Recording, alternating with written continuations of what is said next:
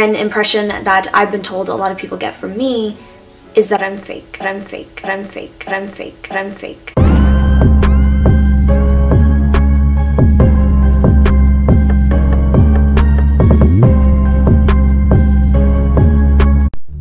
What's up, you guys? Today we're going to be talking about McKenna Kaelin, also known as simply Kenna. But before we get into the video, please smash the like button and the subscribe button if you want to see more videos like this and enjoy this video. Now, without further ado, let's get into the video. So McKenna Kaelin is best known for her YouTube channel, which has over 850,000 subscribers, so I'd say she's pretty popular. And she also has quite a bit of following on her Instagram with around 481,000. I'd say one of the reasons that she's really popular is because of her unique and individual style. But what if her style wasn't unique at all? In reality, it's not that unique.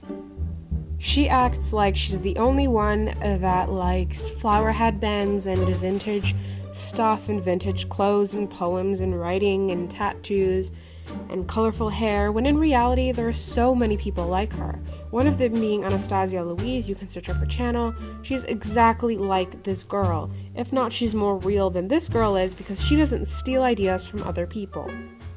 And the difference is Anastasia doesn't claim that her style is unique. She doesn't say that she's the only one that's allowed to have that style and doesn't go bash other people who do similar things as her, because no style can be set for just one individual alone. In the world that we live in now, social media is literally taken over, and so many people get inspiration from others that it's hard to find a style that's just set on one individual and no one else has that similar style. So Kenna, you're not original at all. There are many other people like Anastasia Louise who have the same similar style to you. So now that we've got that out of the way, let's talk about how Simply Kenna is a thief and a hypocrite. So one thing Kenna really likes to boast about is her tattoos and how she claims to hand sketch them all, and she claims that a lot of them are her ideas and her original artwork when they're actually not. Here's a picture that Simply Kenna posted of a cool design. Now, she didn't claim that the art was hers technically, but she didn't give anyone credit for the design. So, being one of her viewers or her followers or her subscribers, you'd assume that it was her design. Especially if it's a DIY with a certain design and the author didn't disclose that the idea was someone else's, a subscriber would assume that it was their original idea. And that's what responsible, fair content creators do. They credit others for their work. Kenna did this as a loophole, and she did this purposely, so that people think that the design is hers, and once they call her out on it, she says, "I never said it was mine." One of her tattoos is a tattoo of Pinocchio, and it is a cute tattoo, and she claimed that it was original Disney concept art in one of her videos. However, when you go on WikiHow, this exact same sketch can be seen on WikiHow. Now, she didn't claim that it was hers. She said it was an original sketch, which is one of her loopholes, but it's not an original sketch. It's just a drawing from a WikiHow article that she didn't mention or credit. Now, this one is also kind of hilarious because she has a cauldron tattoo, which she claims is hers, or original sketch, you know, the deal. One of Kenna's subscribers on Instagram asked if she could use this cauldron tattoo in a sketch and put it on her wall. And Simply Kenna responds with, "I guess I wouldn't mind you drawing it to put on your wall, as long as you make sure to give credit, because it's my personal art." Your personal art, huh? The cauldron tattoo can be found on Google, and the quote that goes with it is a Ray Bradbury quote. Also, if this follower is just putting it on her wall, what does she really need to give credit for? It's not like Kenna is going to come and make copyright claims because a follower put a quote and a cauldron picture on her wall. I mean, it's on her wall. She's not posting it anywhere on the internet for the world to see. It's in her personal home. No one would really know if she put it up there anyways. So it wouldn't matter if she gave her credit or not because no one's going to see it at the end of the day except the girl and her family maybe. Not to mention that the original drawing of the cauldron is copyrighted by Carlac Design. And yet here Kenna is claiming that the cauldron is her own personal art. Another tattoo that she stole off the internet is her coffee on a rainy morning tattoo with a coffee mug. You can literally find an almost exact replica of this image on the internet, and I'm actually not sure how this one goes. I don't know if she claimed it as hers or personal art, but it is hypocritical that she claims to be unique when she steals ideas off the internet. Even if she doesn't claim that they're hers, she's not unique if you're stealing ideas off the internet. Now, the next thing we're going to talk about is the foxtail scandal.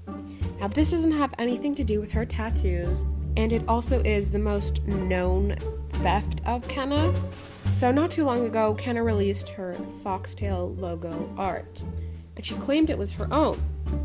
However, this image of the foxtail, of the fox itself, can be found on the internet, and the drawing was done by Katie Greff.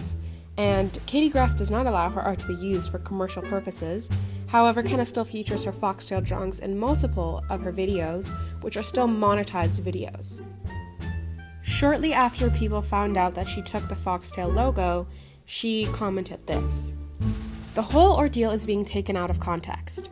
People are making assumptions and making things up and spreading them across the internet, and everyone just believes whatever they read. No, I didn't steal/plagiarize other artworks. Yes, I do have explanations. But there is literally no point in trying to explain it, because it never actually solves anything. It keeps the topic fresh longer, and everyone says I'm trying to cover my ass. I'm tired of it all. Yes, I'm deleting comments, and I'm moving on with my life. All I can say is don't believe everything you read. People have a knack for twisting situations on the internet and making them look a way that they were never intended. Please don't make me have to disable comments again." Honey, what was really taken out of context? You stole artwork and nothing was photoshopped. There's proof of this on Google. Everyone can go search up that Pinocchio picture. Any picture that you saw in which I talked about, you can literally find it on Google. Nothing is photoshopped. Nothing is being taken out of context. You stole artwork. Kenna also has a tattoo that says something along the lines of "Love grows here." And a commenter on her Instagram page asked if she could get this tatted on her because it's wonderful and she likes it. And this is what Kenna responds with: "The entire concept of the tattoo, 'Love goes here with plants,' is unique to me, so I would appreciate it if you didn't. Hope you understand." And I'm just not going to say anything and leave these pictures here. Now, there's a lot more that I could get into with her copying and stealing artwork and not giving credit, but we're going to go into something a little more deeper. Here is a screenshot that this guy named Ollie posted of McKenna Kalin emailing him about using 2 of his songs. Let's read it out loud. "Hello, Ollie. I'm McKenna Kalin, a YouTuber with over 800k subscribers. I recently, as in like 5 minutes ago, used 2 of your songs in one of my videos, and I figured I might come and ask you if there's any way you could whitelist me or clear me from copyright for using the songs." McKenna, I'm pretty sure you're supposed to ask for permission before you use someone's work. Now, Ollie had a really funny response, and he said, "I have 800k subs, and I don't care about asking for permission to use tracks and vids, but I noticed I'm not getting money for this one, so could you whitelist me, please? Thanks." Which is honestly a pretty accurate representation of what McKenna is basically saying. Now, we're going to dive a little bit more deeper and talk about Buddhism. Now, McKenna claims to be Buddhist, but who really knows if she is? Maybe she's just doing it to be cool and original and like spiritual to match her whole aesthetic. A lot of people, I'm not going to name names, the Cauchy twins, they use Buddha and Buddhism as decor because it's aesthetic and it's cool. And that's what Simply Kenna seems to be doing. She puts flowers in a Buddha head, and it's almost clearly used as decor and not as religious pieces. And that's really the most major drama that's been happening with Kenna. So Kenna, all I have to say to you is, you're not original, you're not unique, you're just like everyone else, and there are so many people who have the same style as you. Let's not mention you get your subscribers and followers to bully people who have the same style as you. Now, I'm sorry I couldn't find any screenshots on this. It's all alleged. But if you want, you can dig deeper and you can try to find a little bit more of this kind of stuff.